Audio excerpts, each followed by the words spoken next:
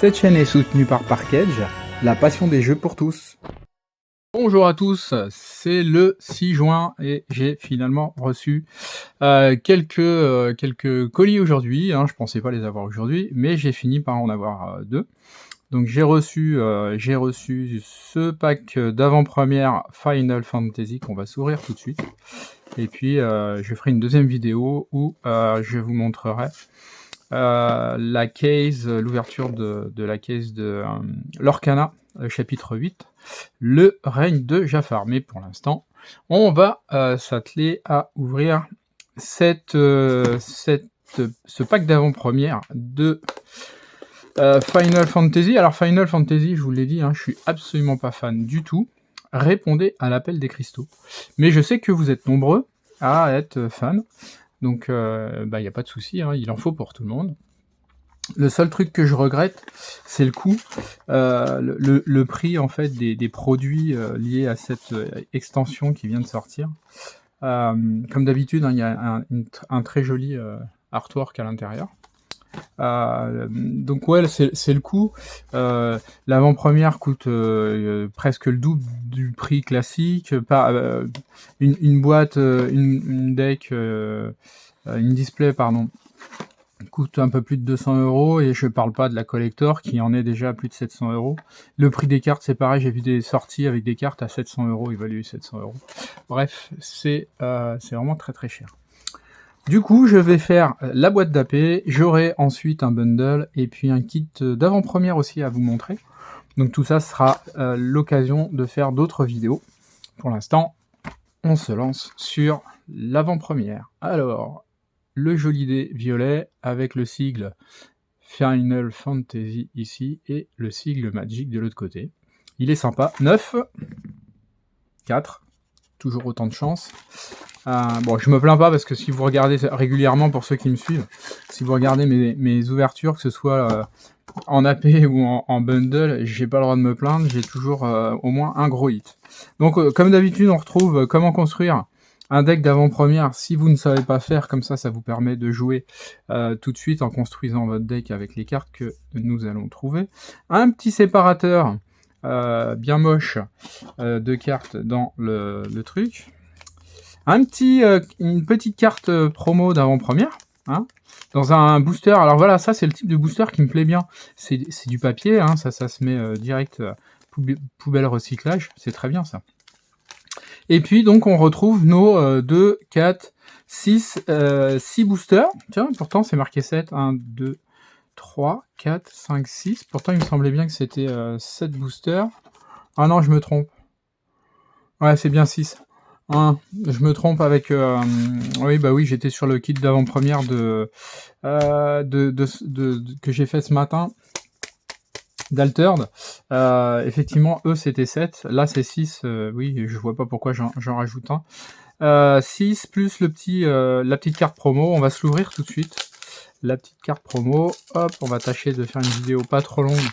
Et on va regarder déjà les cartes, parce que vous avez déjà vu pas mal d'ouvertures, donc je pense qu'il n'y aura pas trop de secrets pour vous. J'ai préparé les sleeves au cas où on est un super hit. Le Ménestrel errant. Ouais, ok, d'accord. Bon, elle est foil. Donc c'est une rare. Il y a le logo Final Fantasy. Et puis surtout, moi, ce qui m'intéresse, celle-là, je vais la garder, bien sûr, parce qu'elle est taguée 2025. Je vais garder quasiment rien de cette édition. Je vais garder les terrains parce que les terrains, je suis collectionneur. Et puis j'ai vu des Moogle ou si je tombe sur un Vivi parce que je trouve la carte très jolie, mais sinon tout le reste, je ne garderai absolument rien. Je ne collectionnerai pas. J'aurai peut-être une dizaine de cartes en tout. J'ai vu, il y a peut-être 2-3 dragons, et comme je suis aussi collectionneur de dragons, j'essaierai de les choper, mais c'est tout, pas plus. Voilà, un petit Moogle, un petit Mog. Allez, c'est parti, on attaque tout de suite le premier booster, ancien de Mysidia. Tu n'es pas seul. Ectoculus. Alors, les illustrations sont plutôt pas mal. Il y a vraiment un très beau travail qui a été fait. Magie de glace, géant de fer, point de moine, dans les Unco, les derniers jours avant l'apocalypse. C'est un rituel. Le sacrifice de Galuf. Celui-là est très très joli comme artwork. Ouais. Demande inattendue. Ok, c'est joli ça aussi. Et on commence tout de suite avec une mythique. Ça, c'est super classe. Alors, vous voyez, en plus, en bas, ils ont mis l'édition de Final Fantasy du jeu auquel appartient l'illustration. Hein, sur chacune des cartes, vous avez ce petit symbole qui vous permet de repérer sur quelle édition. Là, c'est Final Fantasy XIII. Donc, on est sur la légende. Lightning, l'éclair foudroyant, pardon. Un petit chat dans la gare. Plutôt pas mal ce commandeur. Ouais, humain soldat.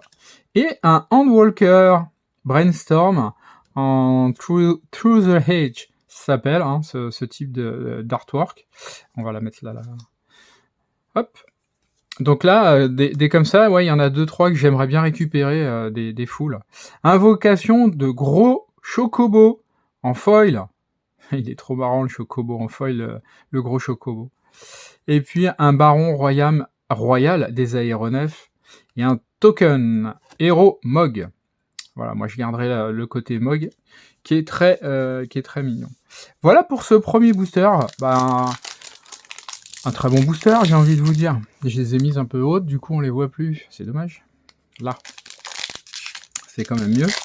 Une Lightning et puis un Handwalker en full art là, en Through the Edge, comme ils disent. Hop, ah bah j'en ai encore un, super. Magie temporelle, hâte, ok, c'est un éphémère.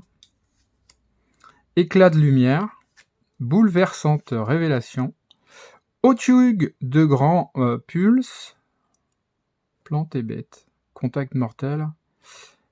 Pour 8 jusqu'à la fin du tour, cette créature gagne +1 +1 pour chaque carte de permanent dans votre cimetière. Ouais, elle est chère. Marchand, Kikirn.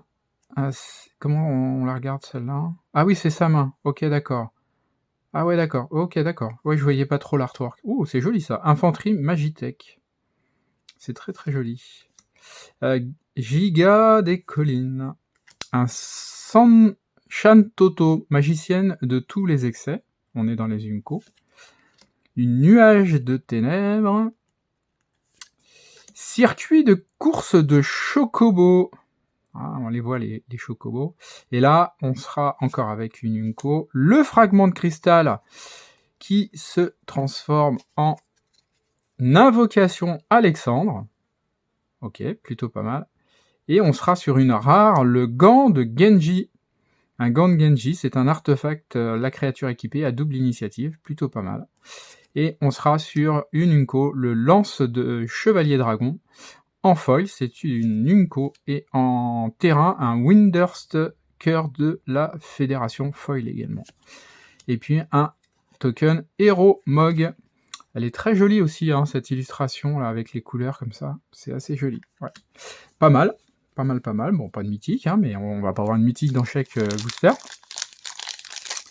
Lui, là, si on peut l'avoir, ça donnera un peu de value.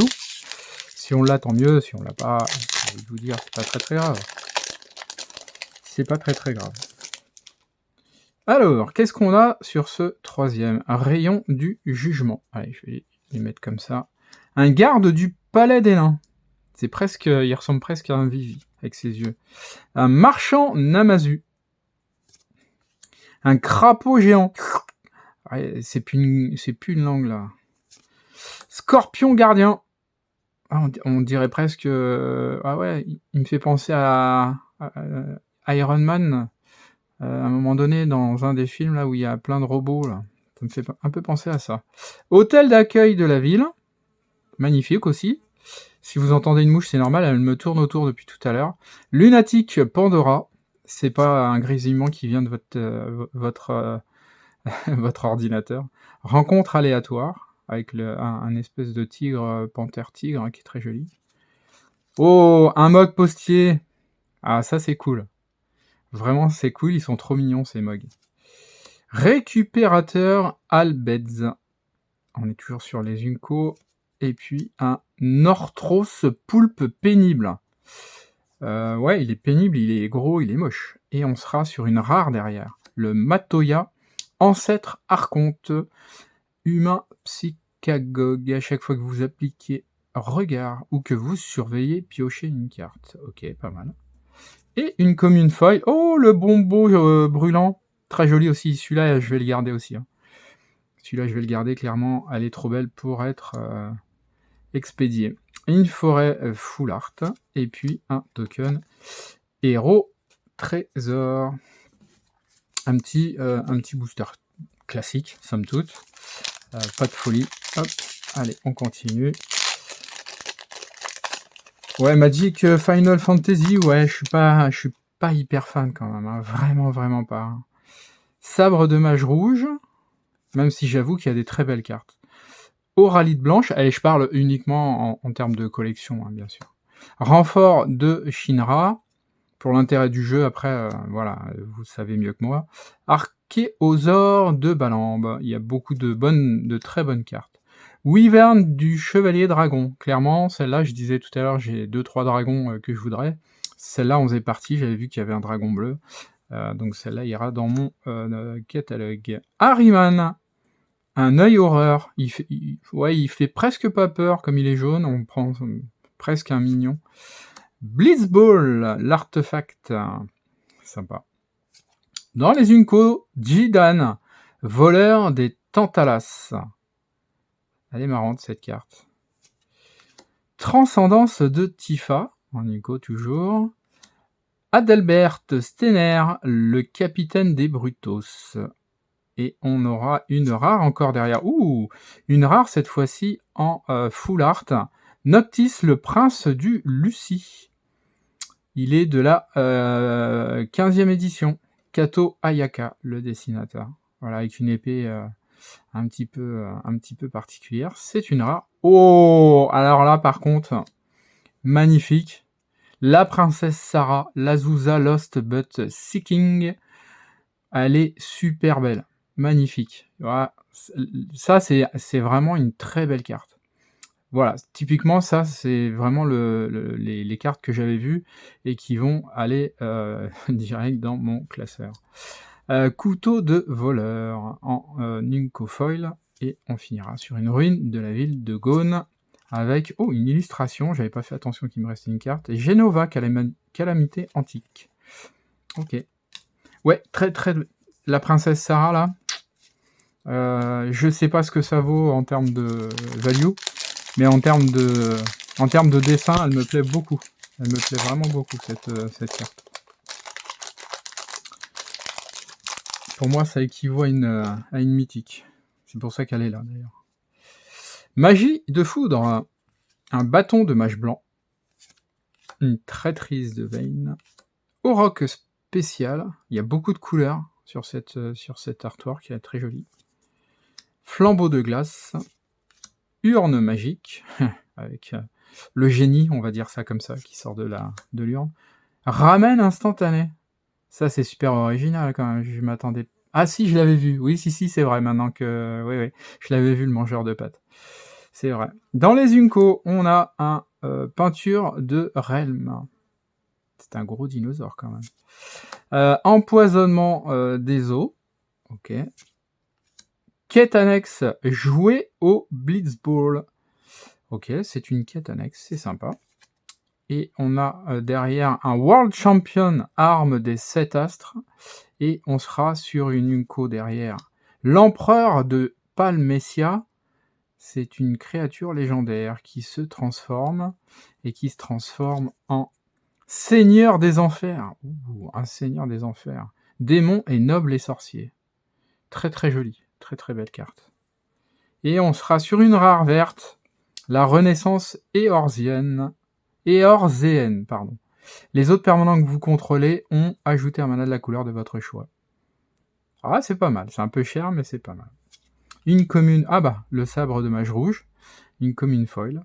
C'est très joli. Elle est très jolie en foil. Il y a un foil spécial sur l'épée et sur la boule. Donc c'est assez joli. Une très belle montagne. Et un token héros élémental. Ah, les deux côtés sont très jolis. Ouais, je vous disais, hein, j'aime pas, mais ça n'empêche qu'il y a des très beaux artworks.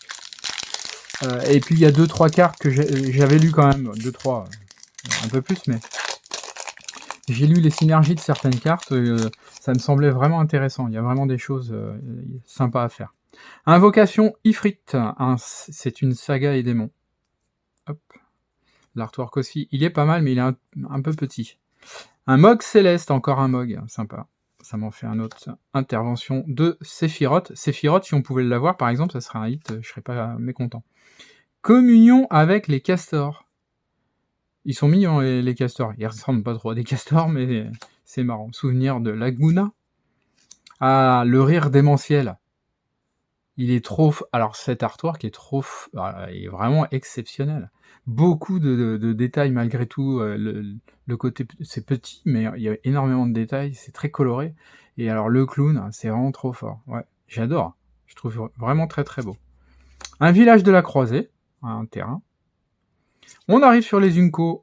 Inis Scientia. L'anneau des Lucies, qui permet d'ajouter 2 incolores et payer 1 point de vie, engager un permanent non terrain ciblé. C'est pas mal. En Unco, tiens, Prompto, Argentum. Monsieur fait des selfies pendant que les autres se battent derrière. Voilà, il fait des selfies, c'est plutôt... J'avais trouvé ça marrant de mettre une carte où ils font des selfies, je trouvais ça drôle. Ah, parcourir le vaste monde avec un chocobo. Affinité pour les villes, piocher 4 cartes. Elle est vraiment sympa. Et en rare, nous aurons invocation Odin le primordial. Ça, c'est plutôt pas mal. Saga chevalier. Ah, elle est vraiment pas mauvaise. On sera sur un Ahriman en commune foil. Et une lande, le traîneau, la ville nocturne.